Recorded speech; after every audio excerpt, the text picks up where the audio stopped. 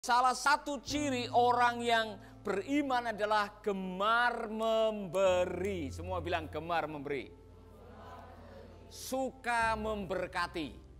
Orang yang beriman suka memberkati. 1, 2, 3. Cuman masalahnya adalah bagian ibadah, bagian kehidupan orang Kristen yang kadang-kadang tidak dilakukan dengan sepenuh hati adalah waktu memberi. Kita semua senang kalau diberi, tapi kurang semangat waktu memberi, ya kan?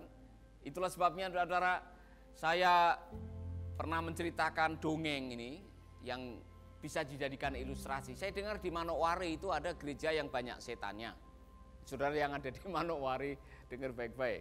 Saya tidak tahu yang mana, tapi katanya gereja itu penuh dengan kuasa gelap sehingga saudara pendeta, vikaris sudah mengadakan acara perjamuan kudus untuk mengusir setan. Setannya ya mau keluar.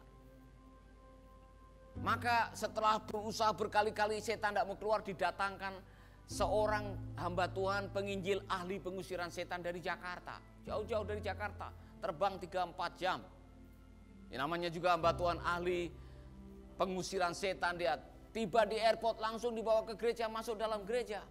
Langsung ambil gitar, ya nyanyi lagu pengusiran setan. Ada kuasa di dalam darahnya, darah domba Allah. Biasanya sekali nyanyi belum sampai selesai setannya udah kabur biasanya. Tapi tidak di gereja itu. Setannya semua diam. Ya, tidak ada yang bergerak. Ya kan? Akhirnya hamba Tuhan ini mulai penasaran. Iblis di sini kurang ajar. Ya, cari apa lagi. Oh, di mimbar itu ada salib. Dia lepas itu salib, dia keliling bangku, darah Yesus, darah Yesus. Semua setannya tepuk tangan. Tidak ada yang keluar. Saudara, hamba Tuhan ini mulai penasaran, dia cari lagi. Oh, ada Alkitab besar. Dia ingat Yesus mengalahkan setan dengan mengatakan ada tertulis. Dia keliling dengan membawa Alkitab besar, ada tertulis, Tidak mau juga keluar, malah loncat-loncat tepuk tangan, saudara. Hamba Tuhan ini sudah mulai penasaran, apalagi yang bisa saya pakai. Oh, dia tidak lupa dia bawa minyak urapan. Dia perciki setiap bangku dengan minyak urapan. Iblisnya semua tepuk tangan, tidak ada satupun yang keluar. Akhirnya dia malu, dia frustasi, dia marah. Iblis di Manokwari ini kurang ajar sekali, ya kan? Tidak mau keluar. Akhirnya spontanitas dia keluar. Waktu dia sampai di depan pintu, dia mendadak lihat kantong kolektor. Maka dia ambil kantong kolektor, siapa tahu nih kantong kolektor bisa mengusir mereka. Benar, dia jalankan kolektor, iblisnya semua kabur.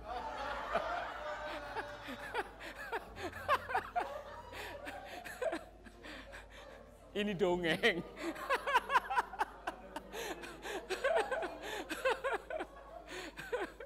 Jadi ini dongeng.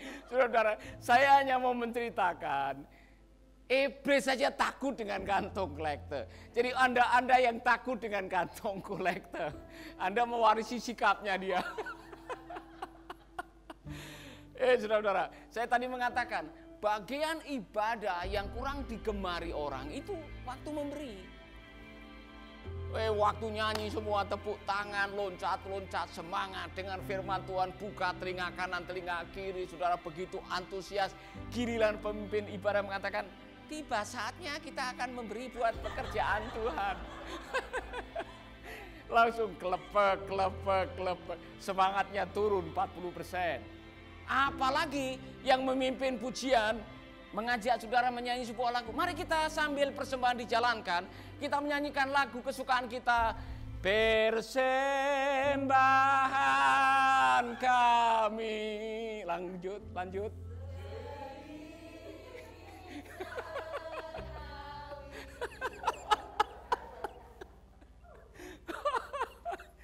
Aduh, saudara-saudara, kalau persembahannya sedikit sekali, bagaimana saudara akan hidup diberkati? Nah, saya mau mengatakan ini, tolong catat baik-baik yang di rumah, tulis besar-besar, taruh di kamar saudara. Sikap Anda terhadap harta akan menentukan kepercayaan dari Allah kepada Anda bagaimana mengelola harta. Kalau dengan harta titipan yang kelihatan Anda tidak bisa dipercaya, jangan harap Anda akan bisa dipercaya oleh Tuhan dengan hal yang lebih besar atau diserahkan hal-hal yang tidak kelihatan. Saya mau kita belajar dari hambanya, Uncle Abraham nih, yang luar biasa sekali. Saudara membaca di dalam Kejadian pasal 14, ada kisah di mana Abraham dengan orang-orangnya membebaskan keponakannya yang disandra oleh sekutu Raja 5 atau 5 raja yang dipimpin oleh Kedorlaomer namanya. Nah saudara-saudara, pada waktu Abraham berhasil merebut Lot dan bahkan mereka pada membawa barang jarahan, raja yang dikalahkan yaitu sekutunya Raja Sodom dan Gomora, mereka datang kepada Abraham. Tetapi sebelum mereka datang kepada Abraham, Abraham didatangi oleh Melkisedek. Semua bilang Melkisedek. Siapa dia? Saudara-saudara, ada banyak tafsiran mengenai Melkisedek, tetapi yang saya mau cuplik di sini, saudara-saudara. Saya mau mengajak saudara-saudara mendengarkan apa yang menjadi percakapan Abraham dengan Melkisedek. Nanti saya akan menjelaskan siapa Melkisedek. Kejadian pasal 14 ayat 19. Melkisedek, Raja Salem, membawa roti dan anggur. Ia seorang imam Allah yang maha tinggi. Waktu itu belum ada suku Lewi. Waktu itu belum lahir umat Yahudi, belum lahir. Waktu itu belum ada yang namanya pendeta atau pastora, belum ada. Tapi Abraham sudah bisa mengenali bahwa ada imam dari yang maha tinggi, yaitu Raja Salem, yang adalah imam dan raja. Ada penafsir yang mengatakan ini keturunannya Set yang tinggal di Yerusalem. Saudara-saudara, tetapi ada yang mengatakan juga ini adalah representatif dari Allah sendiri. Ada yang mengatakan bahwa Melkisedek adalah figur Yesus dalam perjanjian lama. Karena apa? Di dalam kitab Ibrani dikatakan, ia tidak berbapa, tidak beribu, tidak bersisilah, harinya tidak berawal, dan hidupnya tidak bersudahan. Dan karena ia dijadikan sama dengan anak Allah, ia tetap menjadi imam sampai selama-lamanya. Jadi Ibrani mengatakan itulah Melkisedek. Melkisedek adalah teofani, penampakan Allah pada zaman perjanjian lama kepada manusia. Dan apa yang dilakukan? Apa yang dilakukan, saudara-saudara? Lalu ia, Melkisedek, memberkati Abraham. Luar biasa. Diberkatilah kiranya Abraham oleh Allah yang maha tinggi. Ini kalimat pertama diucapkan di dalam perjanjian lama. The Most High God, Allah yang maha tinggi, pencipta langit dan bumi. Dan terpujilah Allah yang maha tinggi, yang telah menyerahkan musuhmu ke tanganmu. Jadi Melkisedek mengatakan, kamu baru menang perang Abraham, dan kamu bisa membawa semua barang jarahan dan membawa keponakanmu kembali. Itu semua karena Tuhan. Itu semua karena Tuhan. Kamu menang itu karena Allah yang maha tinggi. Lalu responnya Abraham adalah, lalu Abraham memberikan kepadanya 1/10 dari semuanya. 1/10 bukan dari barang jarahan. Dia tidak mau menyentuh barang jarahan. Nanti kita akan melihat. Abraham tidak mau mengambil barang jarahan. Dia memberikan 1/10 apa? Bukan dari gajinya. Dia tidak ada gaji waktu itu. 1/10 dari asetnya dikembalikan kepada Tuhan. Nah saudara-saudara, pelajaran ini sangat berharga bahwa perpuluhan itu sudah ada di zaman Abraham. Tidak ada yang mengajarkan, tidak ada katekisasi mengenai perpuluhan, tidak ada debat mengenai perpuluhan. Tetapi Abraham secara kesadaran mandiri, dia sudah belajar mengembalikan. Dia menyadari bahwa semua yang dimiliki itu dari Tuhan. Kesadaran Anda bahwa semua yang Anda miliki adalah milik Tuhan dan kita hanyalah pengelola akan membuat Anda terbebas dari kekikiran. Kalau ada orang belum berani memberikan persepuluhan, dia tidak memahami dari mana hartanya, oleh siapa dan untuk siapa harta itu diberikan. Jelas ya? Saya mau kasih tahu nih. Saya punya 10 sepatu. Ini ada 10 sepatu. Ini milik saya. Saya akan memberikan semuanya kepada Abi. Abi maju ke depan. Ini milik saya. Ya kan? Ambil semua, ini milik saya. Kamu tahu ini milik siapa? Milik. Saya percayakan 10-10-nya. Ya kan? Kau bawa pulang, kau boleh pakai, kamu boleh jual, silakan. Tapi tolong kembalikan 1 buat saya. Kembalikan 1 buat saya. Kamu rugi apa? Rugi tidak kamu mengembalikan 1 buat saya? Kenapa? Masih punya 9. Kamu berhak menikmati yang 9 ini. Kamu berhak menikmati, mau diapakan silakan. Kamu tahu ini milik siapa 10-10-nya? Iya. Saya percayakan yang 9 buat kamu. Silakan pakai. Silakan gunakan. Saya hanya minta dikembalikan berapa? Apakah saya perlu ini? Tidak. Apa yang saya minta dari kamu? Kamu mengingat bahwa dengan mengembalikan ini, kamu tahu dari mana ini datangnya. Ya kan? Jadi waktu kamu mengembalikan 1, kamu mengembalikan dengan sukacita atau kira-kira dengan duka cita? Dengan sukacita. Kenapa?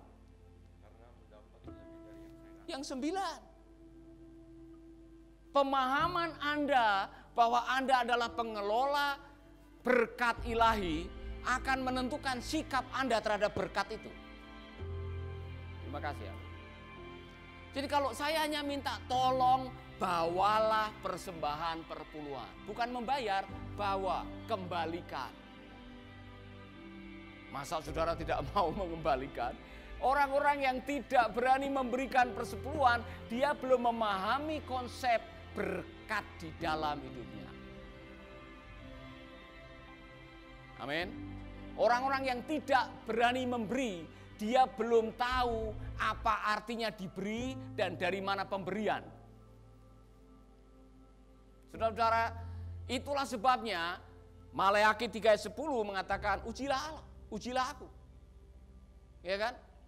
Bawalah persembahan. Nah, saudara-saudara, sekarang jadi debat. Apakah perjanjian baru mengajarkan perpuluhan? Itu kan perjanjian lama. Saya tidak mau mengatakan ini. Sebelum ada perjanjian baru dan perjanjian lama, Abraham sudah belajar memberi 10%. Mengembalikan kepada Melkisedek. Artinya apa? Abraham belum pernah ikut katekisasi atau pelajaran pemuritan mengenai perpuluhan, tapi dia sudah punya kesadaran yang sangat tinggi bahwa semua karena anugerahnya diberikan kepada kita. Semua anugerah Tuhan. Semua yang dipercayakan kepada kita adalah milik Tuhan. Saya mau ngasih tahu saudara-saudara, hartamu itu milik Tuhan sebetulnya. Rezekimu datang dari Tuhan. Pasangan hidupmu itu juga diberi oleh Tuhan. Maka kelolalah dia dengan baik.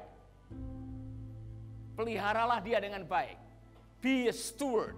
Jadilah pengelola yang baik. Karena waktu kita bisa dipercaya, maka Tuhan tidak akan segan-segan melimpahkan rezekinya buat saudara. Karena Tuhan tahu Anda tidak menggunakan untuk membesarkan kepala, tapi untuk membesarkan nama Allah. Karena ada ayatnya, muliakanlah Tuhan dengan hartamu. Yang kedua, tadi yang pertama, orang beriman gemar memberi, termasuk mengembalikan apa yang menjadi milik Tuhan. Bukan karena Tuhan perlu uang saudara, Tuhan perlu ketaatan saudara. Amin. Tapi Pak, saya lagi susah. Jadi saya yakin Tuhan bisa memaklumi saya kalau saya ngutang perpuluhan 6 bulan karena COVID ini. Saudara-saudara, Anda pikir Tuhan tidak tahu bahwa ini ada COVID? Yang namanya berkat dari Tuhan, mau ada COVID, mau tidak ada COVID, mau ada kolera atau tidak ada kolera. Yang namanya berkat Tuhan, dia akan mengalir dalam kehidupan kita. Allah selalu memiliki rezeki yang tersedia, selalu baru setiap hari. Baru setiap hari. Amin. Haleluya. Tengok teman saudara, atau kalau saudara nonton sendiri, tengoklah wajahmu sendiri di HP. Kembalikanlah apa yang menjadi milik Tuhan. 1, 2, 3. Amin. Jadi yang kemarin masih menyimpan dan belum dikembalikan, tolong segera dikembalikan. Ya kan? Tuhan tahu kondisi dan situasi saudara, tetapi yang namanya ketaatan itu tidak pandang situasi. Ya kan? Saudara mengatakan, oh karena kondisi dan situasi maka untuk sementara ini saya harus melanggar ketaatan. Tidak ada. Ketaatan adalah ketaatan. Justru ketaatan itu kelihatan pada waktu Anda mengalami kesulitan untuk taat. Amin. Yang kedua, orang yang beriman tidak mau mengambil apa yang bukan miliknya. Dan dia mengembalikan apa yang bukan miliknya. Saudara-saudara, mari kita akan belajar di sini. Ada satu kisah di mana Raja Sodom dan Gomora ini berterima kasihnya tidak habis-habis. Karena mereka sudah bersekutu dengan 4 raja, masih kalah melawan Kedorlaomer dan sekutunya. Tetapi Abraham karena ingin menyelamatkan keponakannya, dia menggunakan mungkin gembala-gembalanya, orang-orangnya yang luar biasa, saudara-saudara. Dan Abraham tahu bahwa jumlahnya sangat sedikit dibanding dengan jumlah raja-raja yang persekutuan 5 raja ini. Tapi ini yang terjadi. Tetapi kata Abraham kepada raja negeri Sodom itu, kan ketika negeri Sodom atau raja itu mengatakan, kembalikan orang-orang saya, tapi untuk barang-barang jarahan kamu ambil saja, saya tidak mau barang-barangnya. Kembalikan orang-orang saya. Ini kata Abraham. Aku bersumpah demi Tuhan Allah yang Maha Tinggi. Dia baru mendengar kata Allah yang Maha Tinggi. Dia baru menyebut Allah yang Maha Tinggi setelah mendengar dari Melkisedek, pencipta langit dan bumi. Aku tidak akan mengambil apa-apa dari kepunyaanmu itu. Sepotong benang atau tali kasut pun tidak. Supaya engkau jangan dapat berkata, aku telah membuat Abraham menjadi kaya. Abraham tidak mau orang mengklaim, Abraham kaya sekarang. Itu karena upeti atau persembahan atau barang jarahan. Abraham mau semua orang tahu bahwa apa yang dimilikinya adalah berkat dari Allah yang Maha Tinggi, yang baru saja dia dapat konfirmasi dari Melkisedek. Kalau aku jangan sekali-sekali hanya apa yang telah dimakan oleh bujang-bujang ini dan juga bagian orang-orang yang pergi bersama-sama dengan aku, yaitu Aner, Eskol, dan Mamre, silakan kasih kepada mereka yang ikut perang. Tapi aku tidak mau menyentuh, ini bukan milikku, ini bukan rezekiku, ini barang jarahan. Saya tidak akan pernah menyentuh. Artinya apa? Orang yang beriman tidak mau mengambil apa yang bukan miliknya. Alias tidak mau korupsi, nguntet, ngentit, apapun namanya. Tahu nguntet? Markup. Harga 50 dia bilang 75, 25 masuk kantong. Itu namanya bahasa kerennya, bahasa Yunaninya nguntit.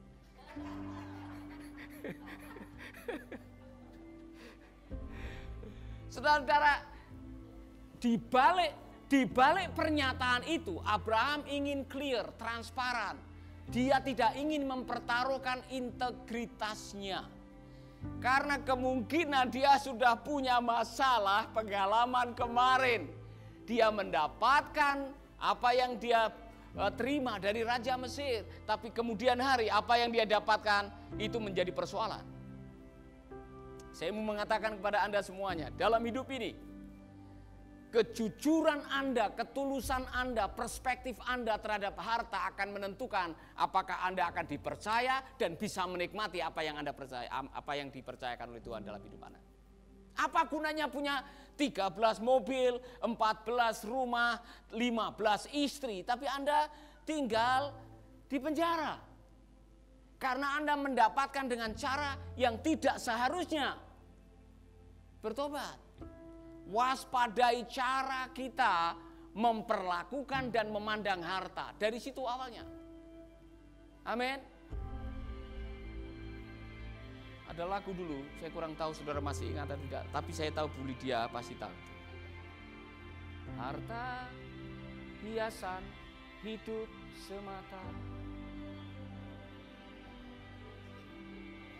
Ketulusan, kejujuran itu yang utama.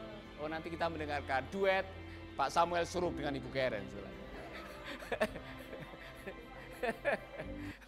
Itu lagu zaman Sepur Lempung. Tahu Sepur Lempung? Waktu kereta api masih terbuat dari tanah liat.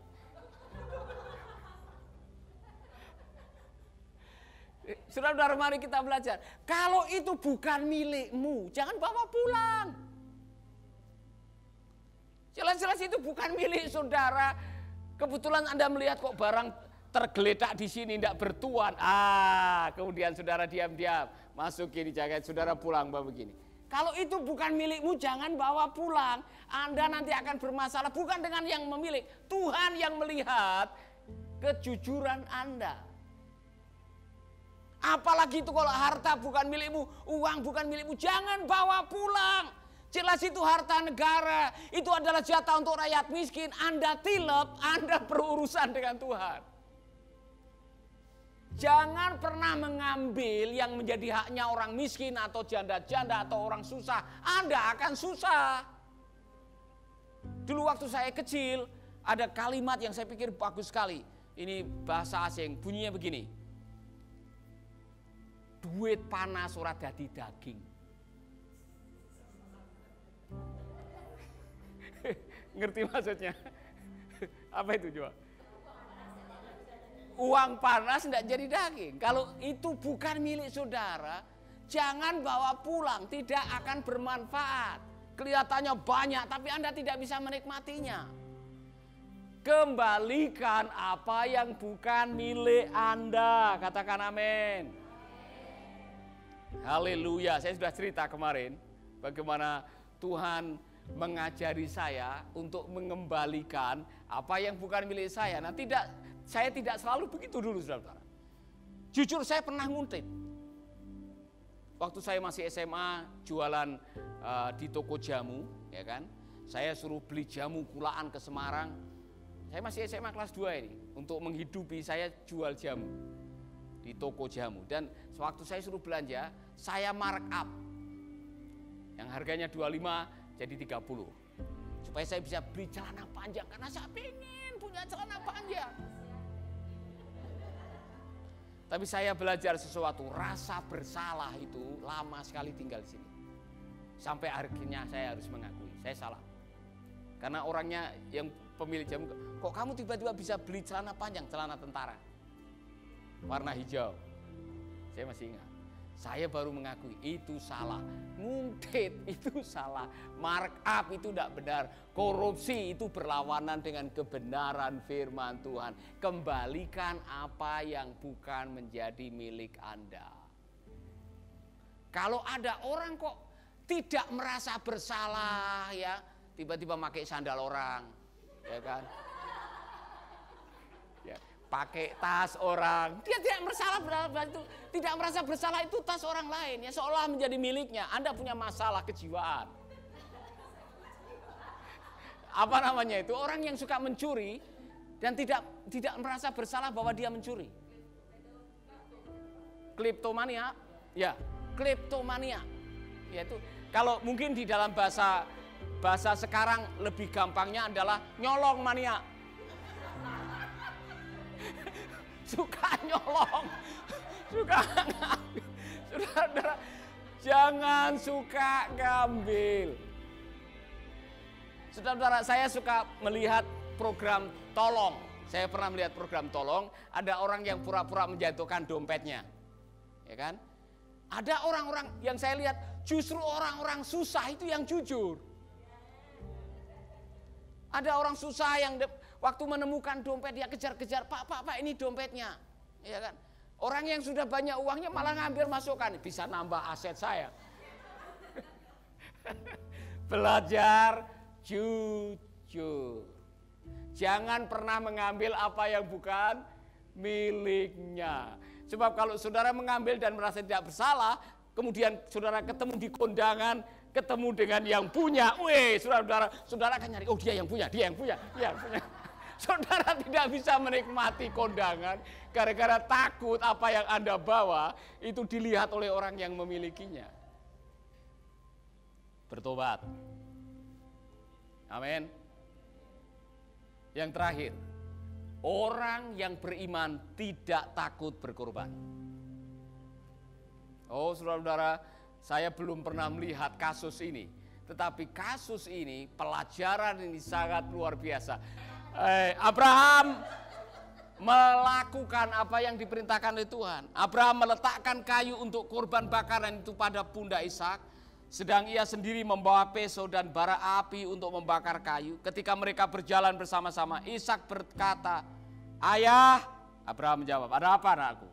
Ishak bertanya, "Kita sudah membawa api dan kayu, kecap dan cabai, bawang merah dan sebagainya. Tetapi di manakah anak domba untuk korban bakaran itu?" Saya yakin Abraham tidak gampang menjawab itu. Saudara melihat Abraham melakukan ketaatan. Dia membakar kayu dan dia mengikat anaknya dan dia mau membunuh anaknya sebagai korban dalam bentuk ketaatan kepada Tuhan. Apa yang kita pelajari? Orang yang beriman tidak takut berkorban. Mengembalikan itu beda dengan memberi sebagai korban, itu beda. Berkorban itu memberi yang menyangkut rasa nyaman. Memberi yang sebetulnya saudara tidak mampu untuk memberi, saudara berkorban dan saudara ternyata disinilah ketaatan Abraham diperhitungkan dan kisahnya menjadi berkat dan tiap tahun dirayakan.